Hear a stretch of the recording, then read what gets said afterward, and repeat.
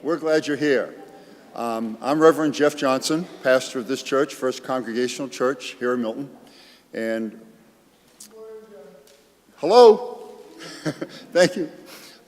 People say, how come you're hosting this? Well, Todd Fry is the director of the organization that's sponsoring this tonight, and his mother happens to be a member of our church.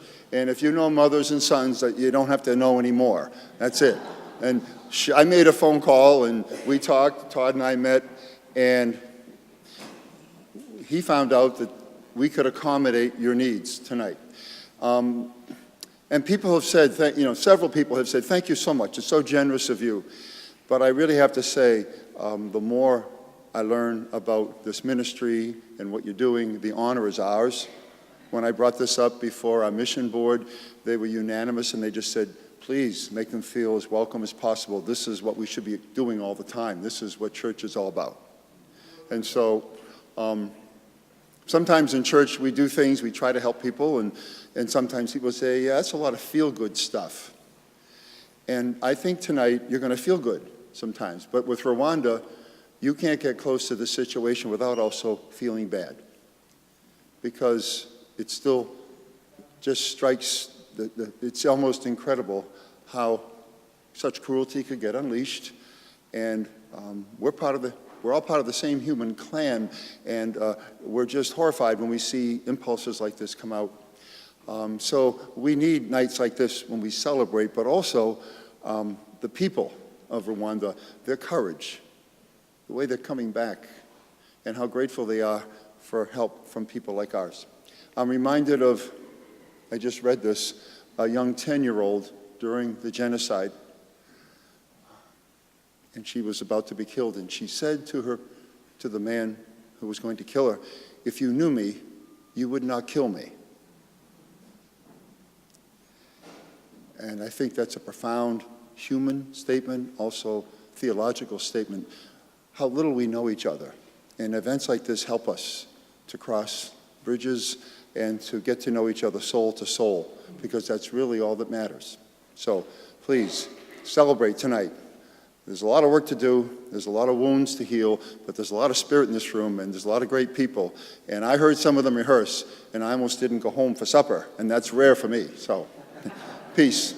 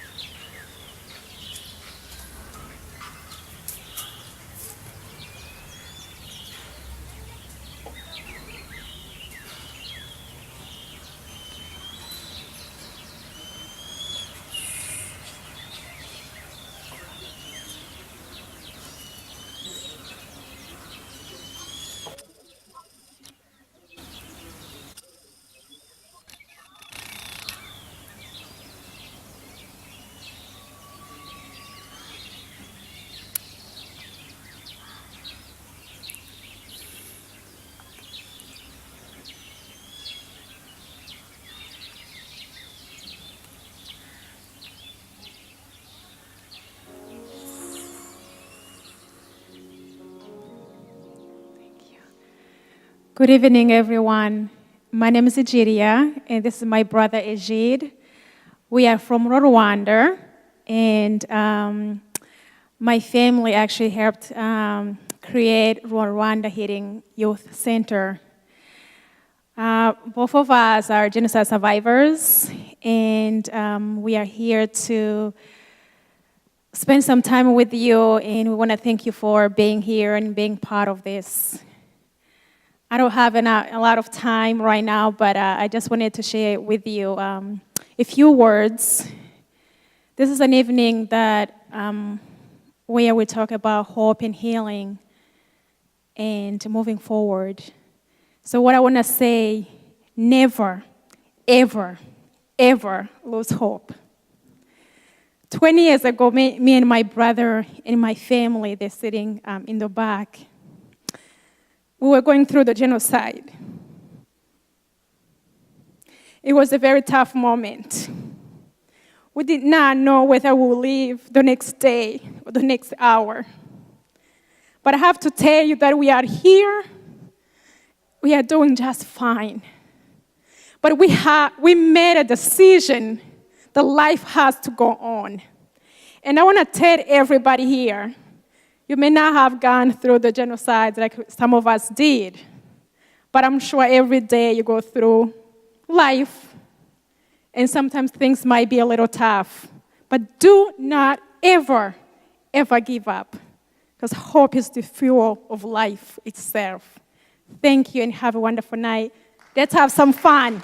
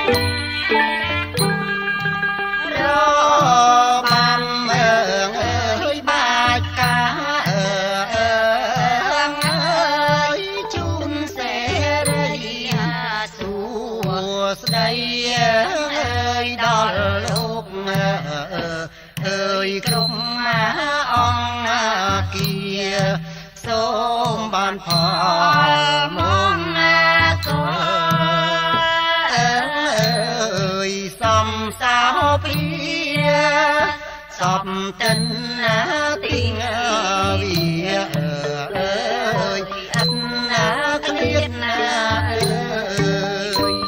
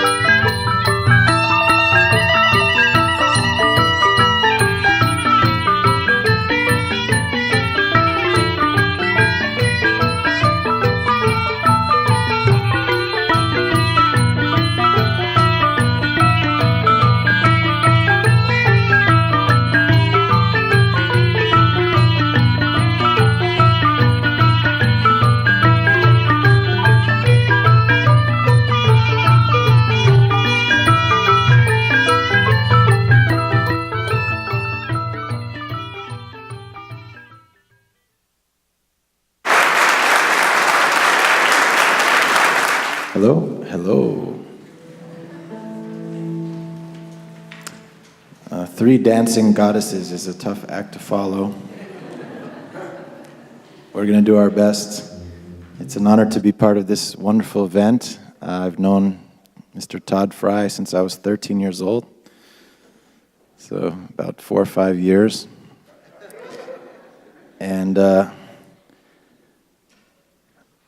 I've also known this guy since I was about 14 years old. He was my high school jazz teacher.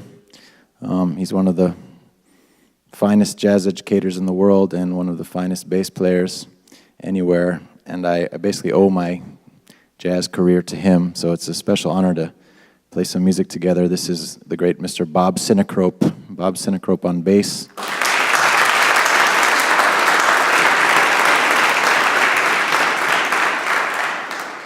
And Bob introduced me to the music of the wonderful South African pianist and composer Abdullah Ibrahim, and even facilitated a trip when I guess I was 18 years old to South Africa. We opened for Abdullah Ibrahim, and I learned some of these songs directly from the master. So we're going to play two beautiful songs by Abdullah. The first is entitled The Wedding. The second is entitled Maraba Blue. Oh, actually in reverse order. Maraba Blue and then The Wedding. And we're going to finish with a little bit of Thelonious Monk, Blue Monk. Here we go.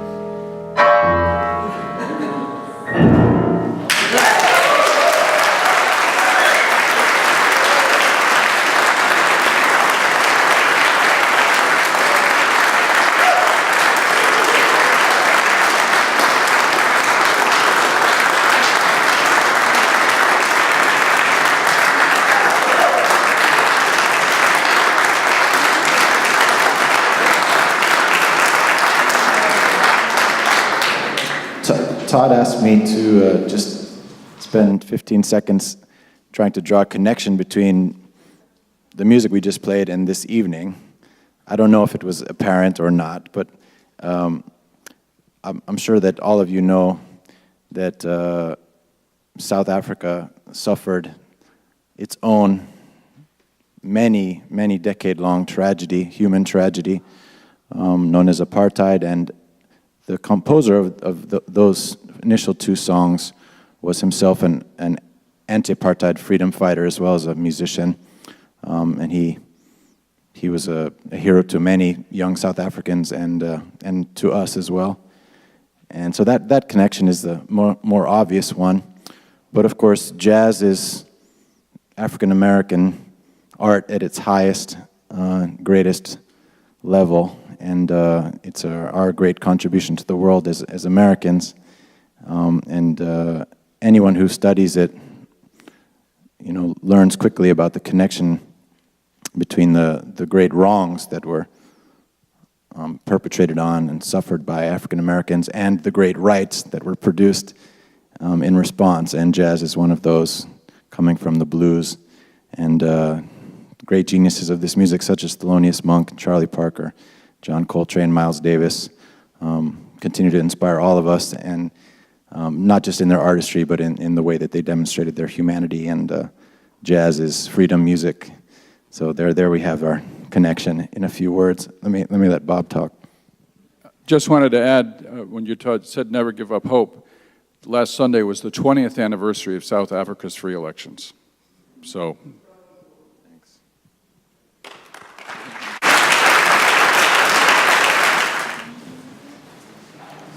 Good evening, everyone. My name is Todd Fry, and I just have to say, first of all, thank you for being here.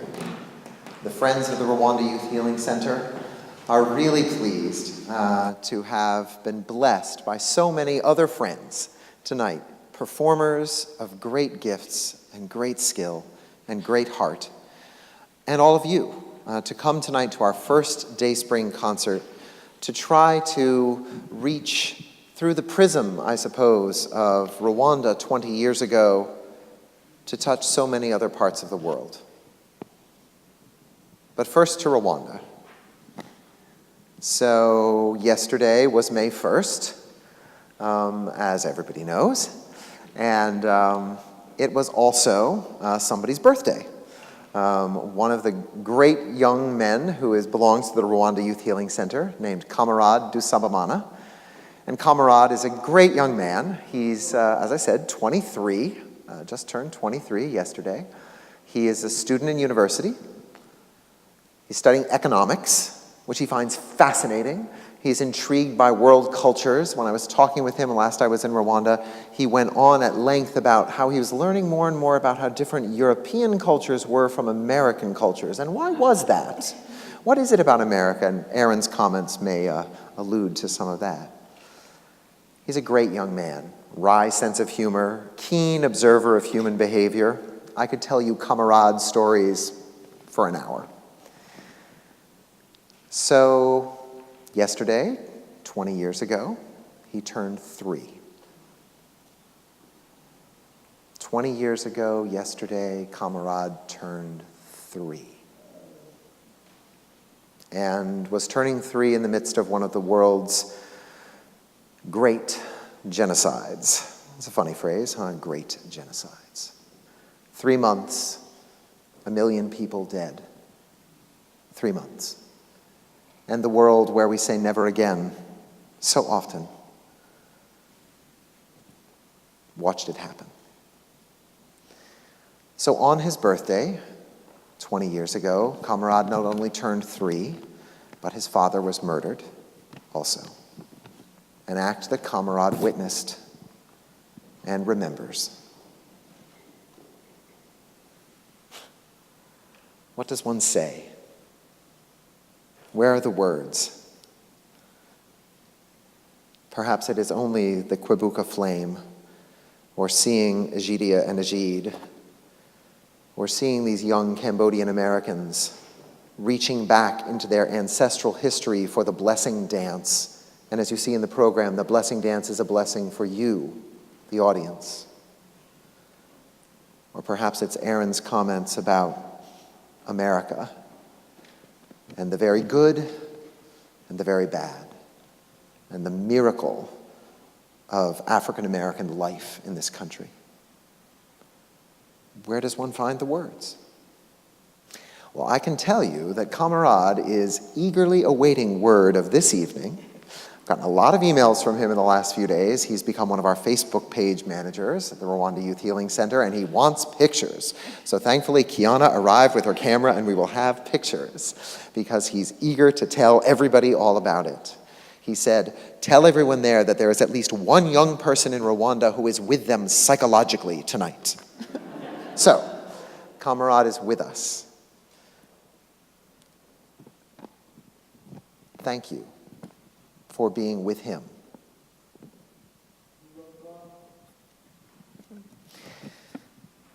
I want to just connect the dots through to something very special this evening, and I've lost track of time, and as usual, I'm probably talking a little too long. I need one of these. One of the ways that I have realized the importance of being part of the Rwanda Youth Healing Center is actually through the process of the last 3 months. 3 months ago, we decided, let's do this. And everybody responded. And we had to come up with a name for the concert and a line. And it really is, I think, a concert of courage from around the world. Because the courage of Camarade and the courage of Egidia, and so many other people, speaks to me, teaches me, right along the lines of what you said before, Egidia. My problems are small compared to the problem of being in Rwanda in 1994. But I need that strength. I need that courage. And as I look at the world today, I feel we all need that courage to face the challenges we face in the world.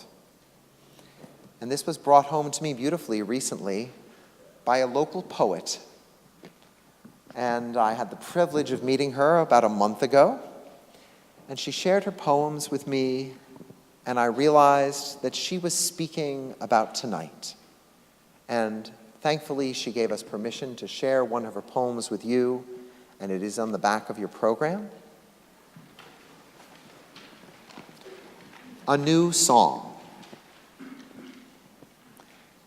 When you hear the song, and you will, my prayer for you is this: may you dance with abandon in all the places where your own laughter has washed pain's footprints away. Straight out of Haverhill, straight out of Rwanda, straight out of Cambodia, straight out of Germany and Eastern Europe, straight out of this country centuries before the West arrived. And she speaks it to us tonight. Maggie Davenport, thank you for being here tonight, and thank you for your poem. Everybody, Maggie.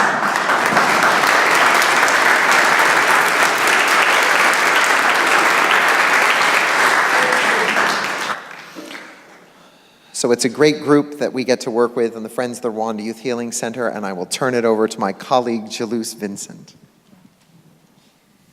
Good evening. My name is Jalous Vincent, and I am a past chair of the Friends of the Rwanda Youth Healing Center. I got involved with this organization shortly after it was founded. And as many of us in this room can attest, many, many roads lead back to Todd Fry. He initially told me about this work and presented it as a special organization that I might want to be involved with.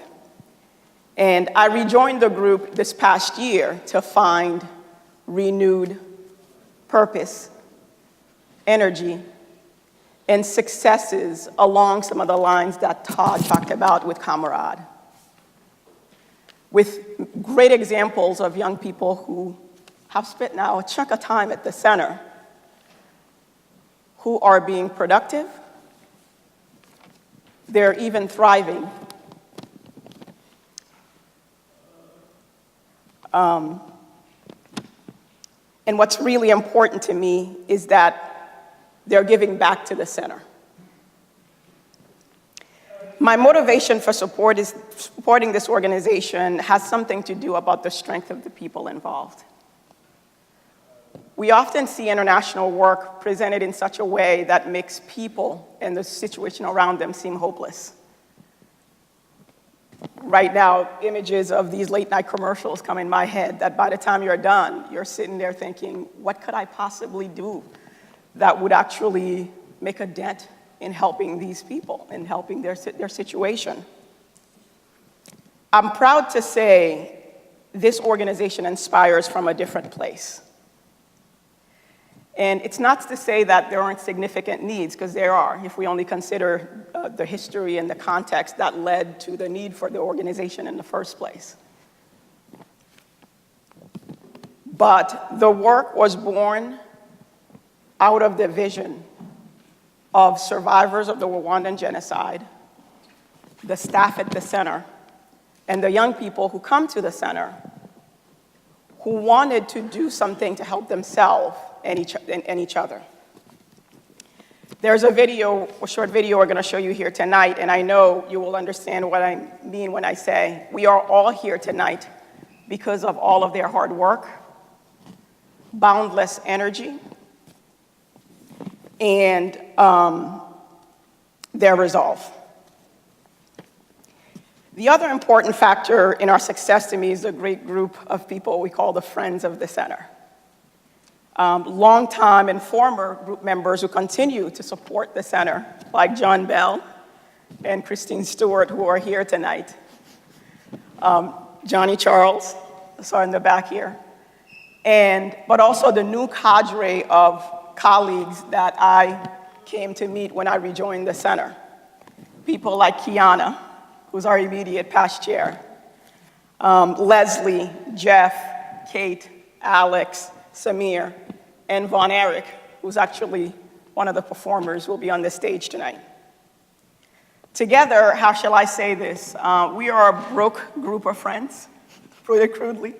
We do not have a budget. We don't operate with a budget. And so our budgetary needs are met by our time, first and foremost, our personal funds, and our own sweat equity, because we all bring a lot of talents and skills to make this work. But it all works, because we're woven into this group, and individually, we all had a strong hand in making this event work tonight, and in ensuring that there's ongoing support for the center. And then we have the contribution of others, call them our extended friends, people like Reverend Johnson and his congregation who partnered with us tonight to present this event. And the performers, the artists who are lending their talents and their time here tonight, as well as this group of professionals and organizations who contributed nearly 40 goods and services that are featured in our auction tonight.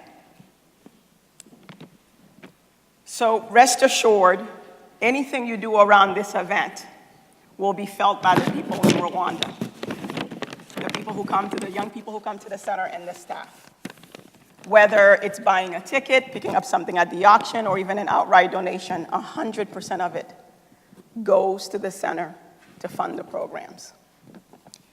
The fact that we are able to do it this way and actually have an organization like this speaks volume about the work that's being done and the ability of this organization to connect with and to inspire the friends, but also others. We here in the US are guided by their vision in terms of what they want for themselves, the center, and even their country. We support them in being able to connect their vision with others who in turn help to make this a more robust and successful endeavor. So on behalf of all the friends, I thank you for being here tonight and being part of this event. We will shortly be queuing up a video to show you that the folks in Rwanda sent us, which really turned out to be their testimony and song about the center and our support and what it all means to them. Again, thank you for being here.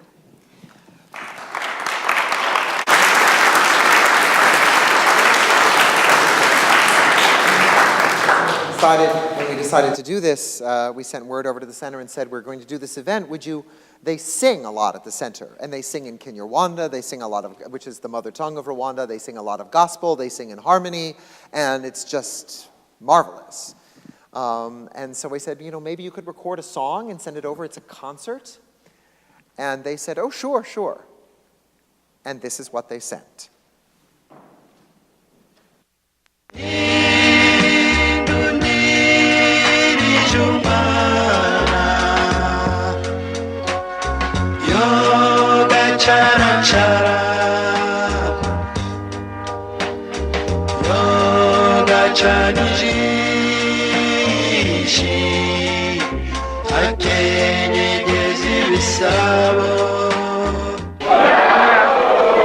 Hi USA, I'm Dutaisile Umoza Allen, known as Bonnet, and I'm a member of Rwanda Youth Healing Center. Before I came in this center, I was suffering from a depression because of the heartless acts that we faced as Rwandese in the Tutsi genocide of 1994. And now I can guarantee you that I'm among the poorest and the open ones in the girls.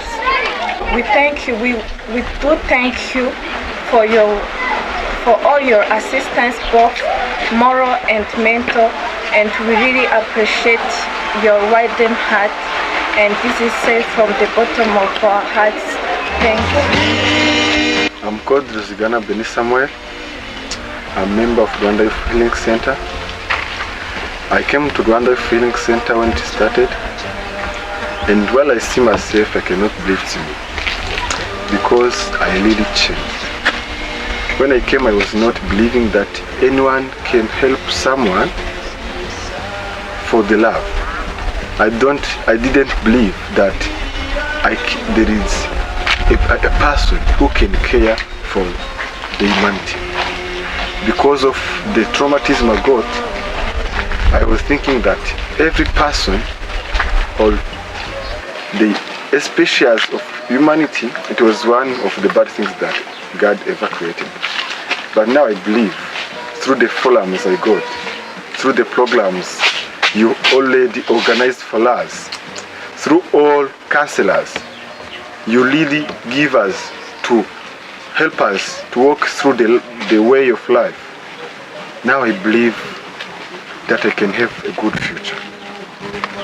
All those programs you organized for us has helped us for so much. And we really thank you from our heart. I'm called Mr. Makweli Gaston. During the genocide, I suffered a lot. My parents was killed when I was younger. So means that I meet the problem of trauma.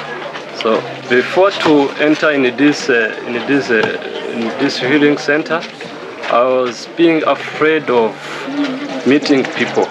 But step by step, according to this center, my problem have been resolved. So now what I can say that is that I thank a lot the board who made this center. I thank also the participants who participate in this center when it started, because I was not having a hope for future.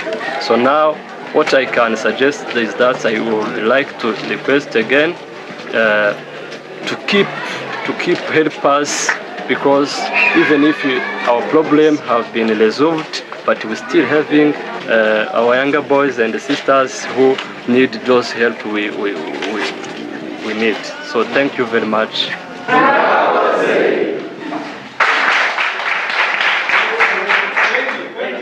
Hallelujah, amen. Hallelujah, amen. Hallelujah, amen. Hallelujah, amen.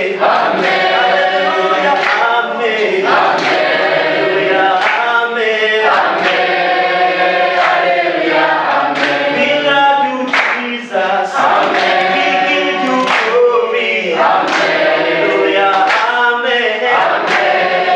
Hallelujah, amen. Hallelujah,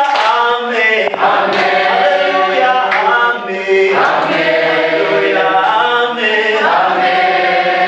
Hallelujah, amen. We thank you, Jesus. Praise your name, Lord. Hallelujah, amen. Hallelujah, amen. Hallelujah, amen.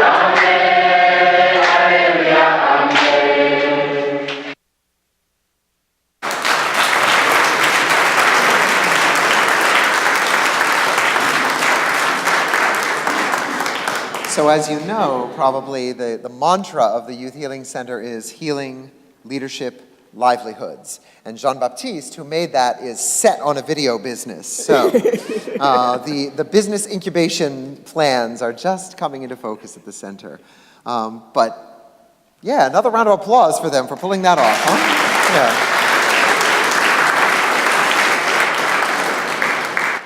So I guess what I want you to know is that there's a lot of enthusiasm about what they've created. When we met with USAID said, this is a very important and this is a very interesting and good model. This should happen all over the country. When we met with the Rwandan government, they said, this is very good, this is very important, this should happen all over the country. And they, thankfully, are now legally registered and up and running as an official non-governmental organization in Rwanda, and have started pulling in support and resources. Some group in Italy just gave them $13,000. I don't know how they pulled that off, but isn't that great, right? Yeah. And with that $13,000, 5 members of the center are going to a year of vocational training in Rwanda, moving to Kigali, living together, and going to the best vocational school in Kigali for $1,000 a head. Every nickel, as Jalou said, that comes in tonight goes right to them. And Solange, our director, herself a genocide survivor, the only surviving person in her family, left a job at Partners in Health to take this on. Constantine, who grew up in a family, as he put it, that was on the other side in 1994. And they are working together. And every nickel that you can give tonight will go right to them and to the nation. And thanks to our good friends at Youth Build, our fiscal agent since we started, thank you, Youth Build USA. They bless us administratively, and the money goes right on over. So I want to really emphasize, if you see that and you say, there's some potential there, you're right. It can scale. It can grow. And I hope tonight, in a second, when we break for intermission, you'll grab those raffle tickets and you'll stick around tonight and have dessert with us and bid on that auction, and that you'll feel great about it because you know that it is supporting leadership in Rwanda and supporting change and strength in a region of the world that is terribly important to all of our futures and also to all of our hearts. Intermission.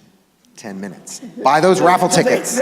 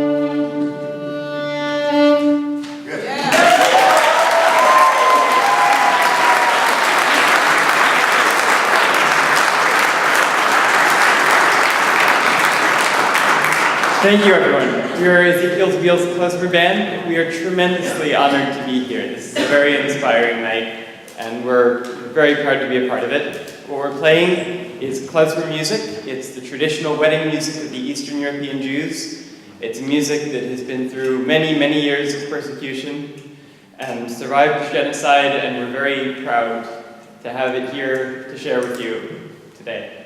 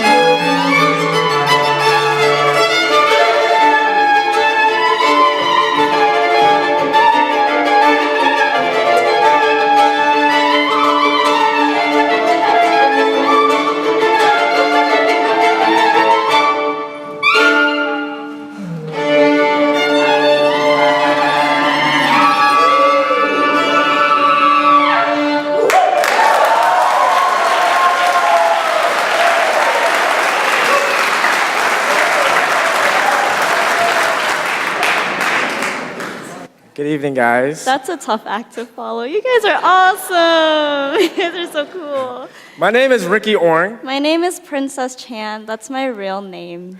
I always say that. We're both staff members and poets from a spoken word organization called Freeverse. And spoken word is performance poetry. Yeah, so we did not survive a genocide, but our parents survived the Khmer Rouge. So storytelling is our way of connecting with our culture and also connecting with our parents through their struggle and just learning more about their stories, basically. So we hope you enjoy our stories and enjoy us. And I'm just going to step back and let Ricky start off our set. Thank you, Princess. You guys are welcome to make noise for whatever reason at all.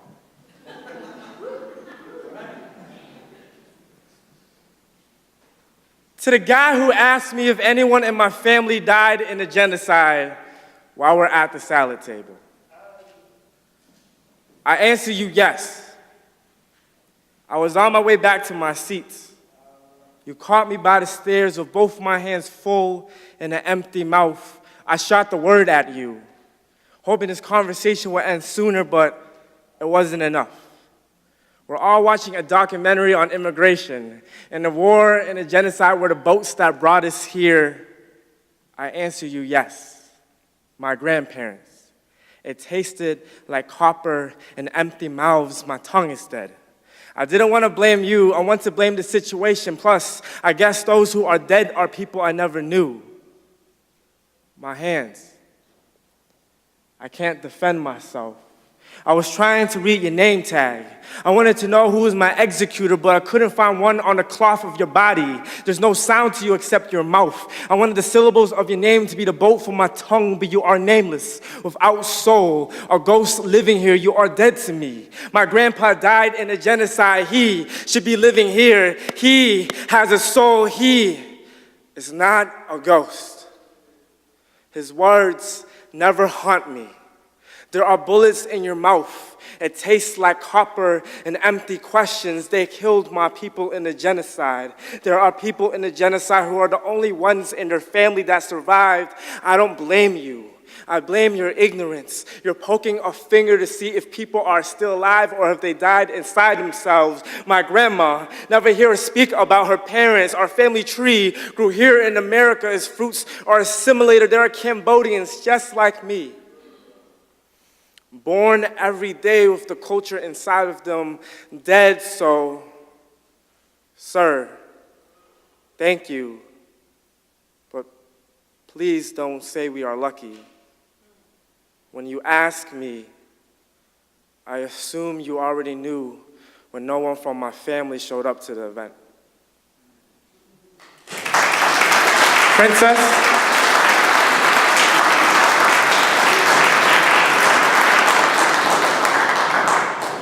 This is called When the Wars Begin.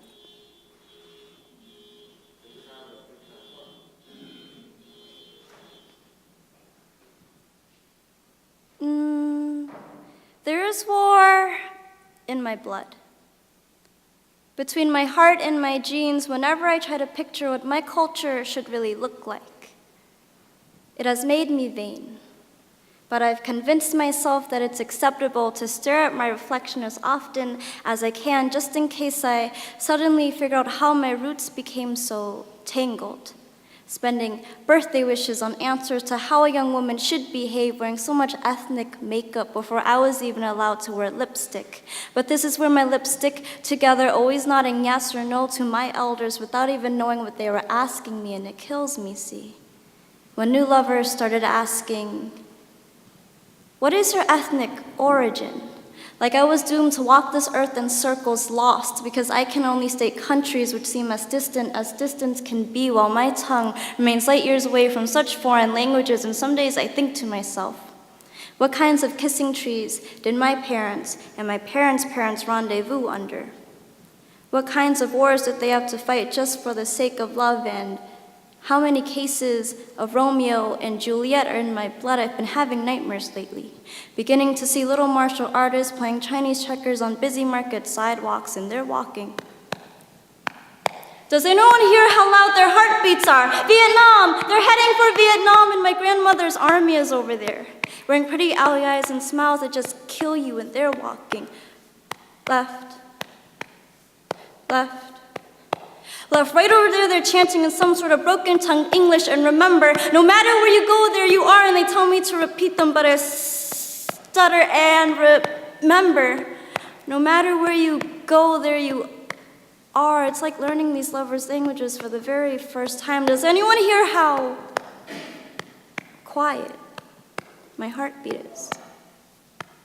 And a Frenchman in a coffee shop spots my grandmother, and they're walking under kissing trees made to sound off bombs. This is a Romeo and Juliet story right in my veins, creating a soulmate of royal ballets, and I meet her for the very first time. She sweetly says, Jamryapsua, what is your ethnic origin? And I tell her what I've always wanted to tell everyone, how everything alive in me feels dead. And she tells me what I always hear, you must have a lot of love in your blood. I wake up. There is a lot of blood in my love, especially when the wars begin.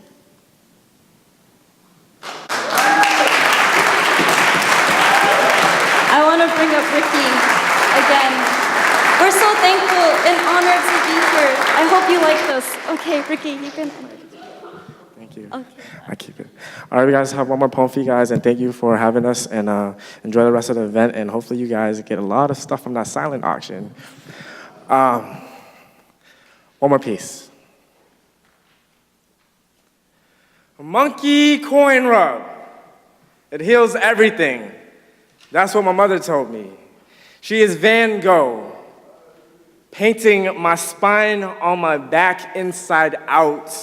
She made sure the red showed, and the colors never ran off the canvas. When I was a kid, I had explosive legs. I ran around this neighborhood like I was chasing the power lines. The kids called me Jackie Chan. I ran so much I forgot to eat. Felt like there's a peace treaty somewhere forming in my stomach, but I'm left with cramps and an ache I tried to forget. Sore stomach, coin rub. I told the girl in my 8th grade class I liked her. And when I mean I gave her handwritten notes in the hallways and ran away afraid. I felt the urge to vomit and nausea kicked in. I haven't gotten a reply since. I guess we were all separated lovers, not by choice, heartbroken, coin rub. My family are all runners of continents. They ran so much they forgot to eat.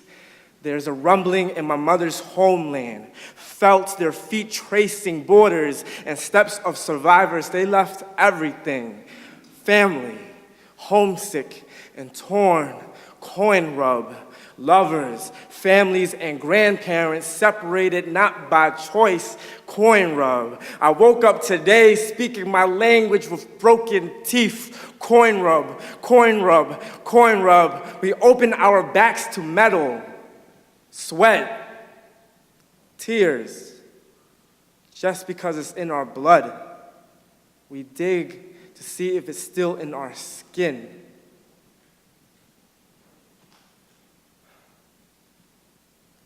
Trying to think that this heals like distant homeland, cut tongues, tired limbs. It heals. We heal. It, we, us. Coin rub. Thank you, guys.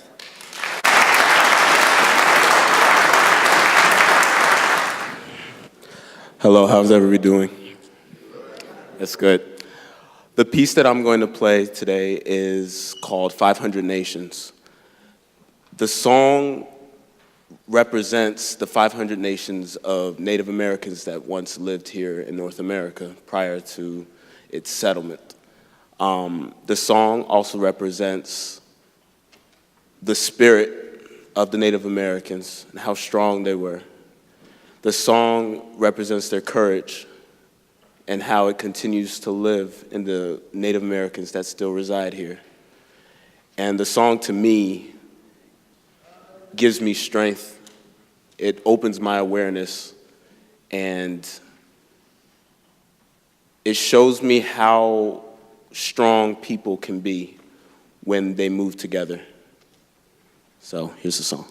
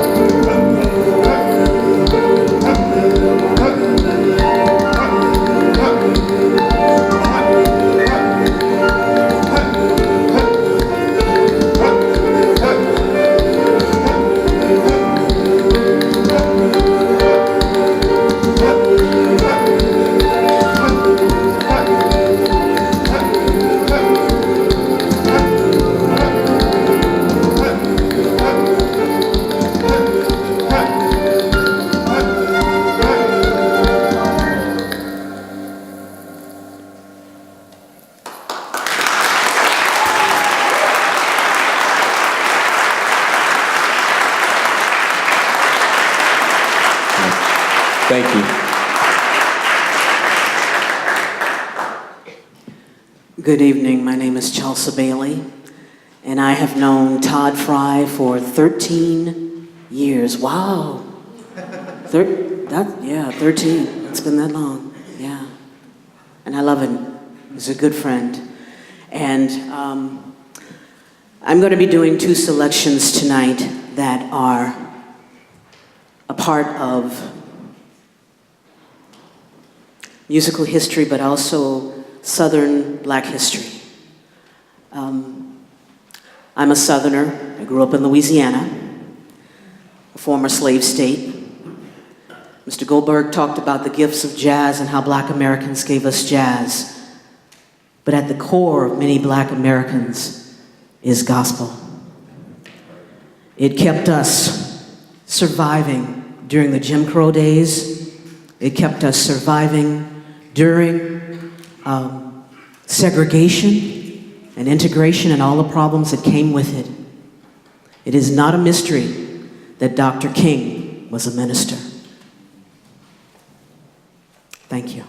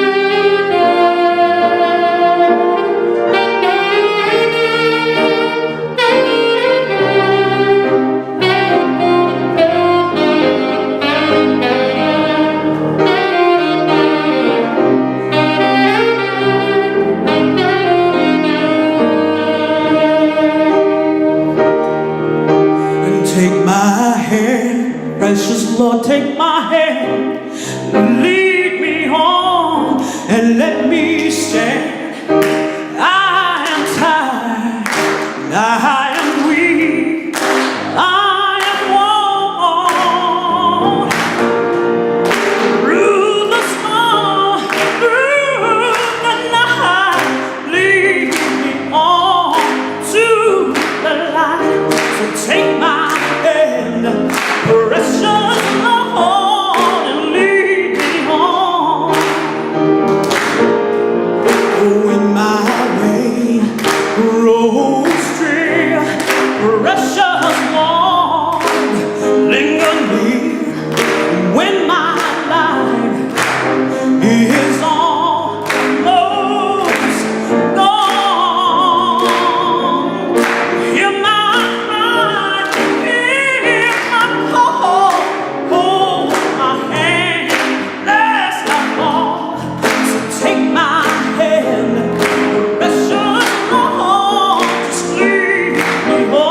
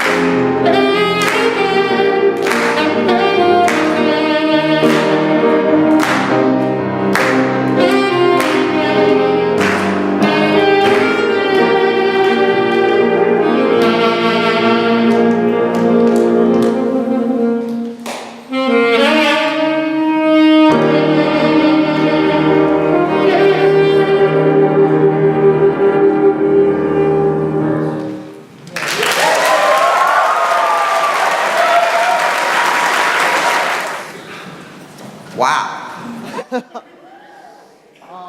So what do you think? Do we have something here? Something? Maybe you come back next year? Maybe you bring somebody next year? How many people bought an raffle ticket? Oh, more hands soon to go up. They're going to be on sale there, and the auction and dessert. First of all, friends of the Rwanda Youth Healing Center. We all wave so people know who you are. Alfred, everybody stand up. The friends of the Rwanda Youth Healing Center. Let's make sure everybody knows.